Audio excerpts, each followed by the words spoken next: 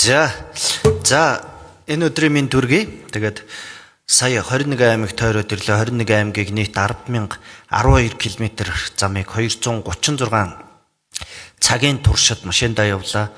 Ажлын 21 хоногт 21 аймагтаа уулзлаа. Ингээд нийт 5,600 орчим иргэдтэй уулзч 3,000 гарan саналтай ирлээ. За тэгээд энэ хүмүүсийн нэгдүгээрт үгийг нь гялс хэлчихье. За сайдаа нэмэхээр шатгуунаа нэмээч гэж яах.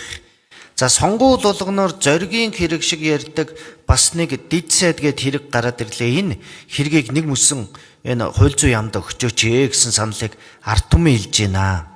За тэгээд ард түмэн бол ерөөсөө ууг нь дан дээлтэй сайд нартай болъё гэсэн чинь бүр нэмэгдээд дан дээл байтугай дид сайдтай болчлоо шүү гэдэг саналыг бол дамжуулж байна шүү. За гол асуудал гэвэл нэгдүгээрт Дундгой аймгийн хэмжээнд бөөрийн аппаратанд 23 хүн орж байна. Энэ бөөрийн аппаратанд орж байгаа 23 хүнээс эрүүл мэндийн даатгалын сан хоосорсонтой холбоотой АБ уусамлаа авч чадахгүйгаас болоод үйлчилгээгээ авч чадах байсан. Нэг диализын аппарат нэвтэрсэн.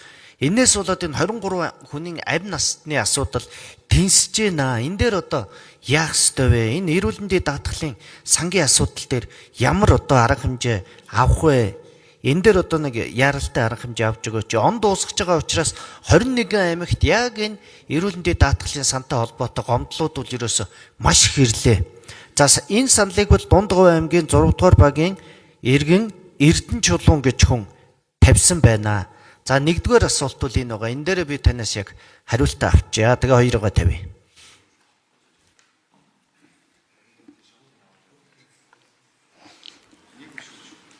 За эрүүл мэндийн даатгалын санг шинжилгээ өөрчлөх өргөх ажлын хэсэг байгуулагдаж ажиллаж байна. Үнэхээр эрүүл мэндийн даатгалын санд бас сахилга батгүй замраагүй байдал ноёлцсон байснаас болоод энэ сан өр үйлдвэрлэдэг сан болцсон байсныг өөрчилж яг ард иргэдэд хүрдэг тухайлбал хөдөлгөөний бэрхшээлтэй иргэдэд үйлчилдэг, асуудлыг шийддэг ийм өр биш өглөг өр үүсгдэг байсныг нь одоо асуудлыг шийдвэрлэж 279.6 тэрбум төгрөгийн өр үүсгэсэн байсныг одоо 200 гаруй тэрбум төгрөг болгож бууруулад байна.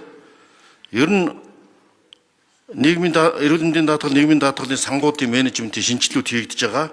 За яг гоо шатхууны хувьд бол мэдээж Орсын холбооны улсын дотоод нөхцөл байдал, дотоодоо шатхуун их хязгаарлаж байгаа, дайны нөхцөл байдал, довтлогоог та бүхэн сайн мэдж байгаа.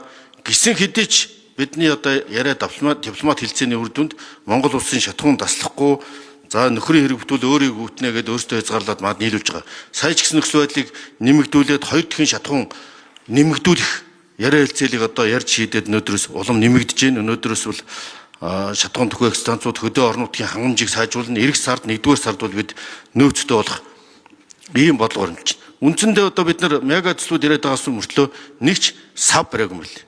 Одоо Орос нөхдүүд маань бидэнд хэлээд та нар нэг шатхуунаас савтаа болчооч. Дүүргээд өгөө. Тэгвэл танах тасалдахгүй болно. Тэгтэл манайд Улаанбаатар хотод тэгэхээр 100,000 машин нэмэгдсэн. Манай бензин шатхууны хэрэглээ 1 сая тонн байсан бол одоо 2 сая тонн болоо 2 дахин нэмэгдсэн.